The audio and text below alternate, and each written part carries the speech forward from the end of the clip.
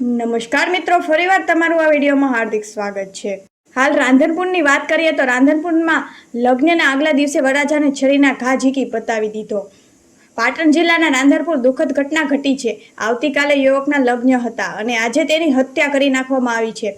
ત્યારે લગ્નનો અવસર હવે માતમમાં ફેરવાઈ ગયો છે। મૃતક યુવકના પરિવારે ભારે આકત મચાવ્યું હતું। ઘટનાની મળતી માહિતી પ્રમાણે સમીના અમરાપુરના ગામના રહેવાસી વિપુલ ઠાકોરની છરીના ઘા ઝીકી હત્યા કરવામાં આવી છે। રાંધનપુર શહેરમાં જાહેરમાં હત્યાની પજાવટ સમગ્ર વિસ્તાર ચકચાર મચી ગયો હતો। ઉલ્લેખનીય છે કે આવતીકાલે વિપુલ ઠાકોરના લગ્ન હતા। રાંધનપુર લગ્નની ખરીદી કરવા માટે આવ્યો હતો ત્યારે આ ઘટના બની હતી।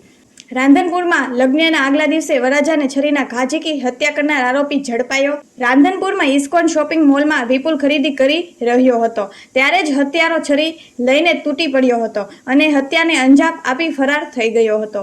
ધોળા દિવસે હત્યા કરતા લોકોને ટોળે ટોળા ઉમટી પડ્યા હતા। ત્યારે સ્થાનિક પોલીસની ઘટનાની જાણ થતાં જ ઘટના સ્થળે પહોંચી હતી।